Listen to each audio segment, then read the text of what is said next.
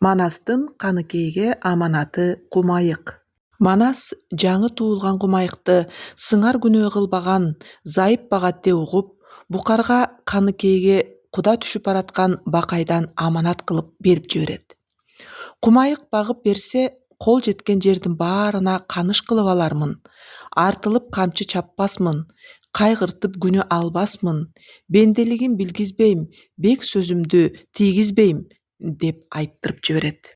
Каныкей күндүзүндө тынч албай, түн ичинде уйку албай, оозу менен сүт берип, колу менен эт берип, 40 кез ордун түбүнө багат. Манас букарга келгенде баягы көзү ачыла элек Кумайык балбан билек жоон сан, чачылуу кулак шиш тумшук, соорусу дөң беличке сырттан тайган болуптур. Жолборстон кайра тартпас, арстандан кайра качпас, көзү кызыл, жайык төш, буурул токойдон бугалар, бадал токойдон марал алар ээресине ылайык кутман тайган болуптур. Ордон чыгар замат Кумайык кыздарды аралай жойлоп кирди.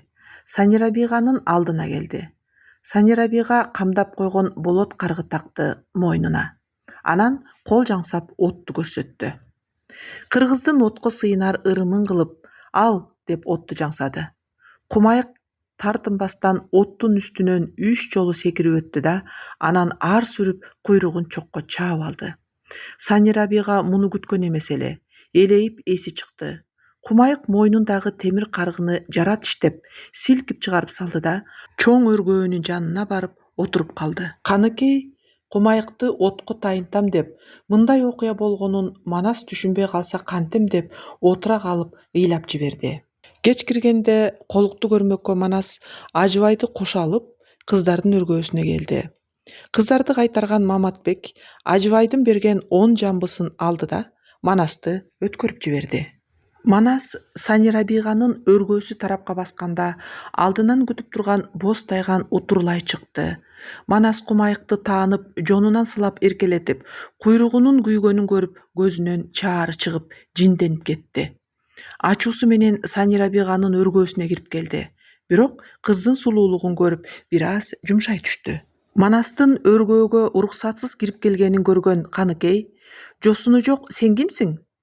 деди. "Мен Манас. Манас болсоң, мен Рабигамын. Кыз зыйнатын бузган жоругуңа жол болсун." Манастын кашы түксүйдү. "Аманатты күйпүлгүчүк кылганыңа жол болсун. Ит баккыдай мен жесир катын эмесмин" деп жакындаган Манаска колундагы кичине канжарын шилтеп жиберди Каныкей.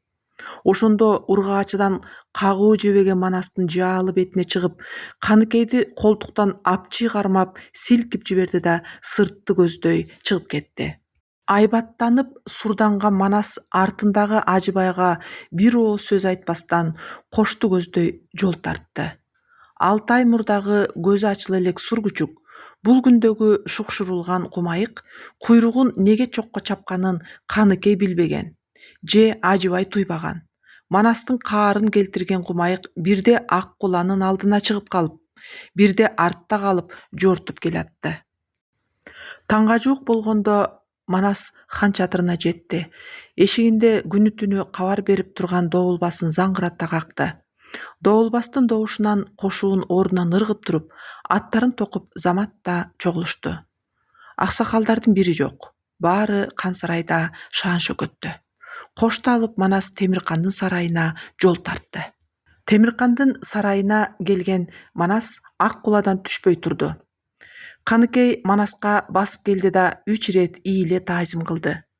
Эки колу сунулуу, эки алакан үстүндө сары чарада балбылдаган от күйүп турат. Манас Каныкейдин сырын, булардын тайынганы от экенин, түпкүлүгүндө ушу Санирабига очок ээси болуп берерин мына ушунда гана аңдады. Кыңырылып Ак Куладан түштү. Каныкей сунуп турган оттуу алтын чарага баш ийип, маңдайын тийгизди. Анан Манас алтын чараны Каныкейдин колунан алды да жан жигитине карматты. Белен турган жигити бере койгон алтын кыйлуу көк жаркын жебек чепкенди Манас Каныкейдин далысына артылта жапты. Өзүнө имере кармап, чекесине сүйдү. "Айып менде", деди күңүрөп. "Башым тартуу, Айкөл", деди Каныкей. Эки элдин тутунган наркын түшүнмөгө, аруу сулуулукка, акылга аалам чапчыган баатырлыктын тайганы ушул болду да кылымдан кылымга нарк болуп кала берди. Темиркан ниетинде дөөлөттүү кызын тектүү кыргызга каада салттын расмий шаанисин көрсөтүп бермек болду. 30 күн оюн, 40 күн той эми башталды.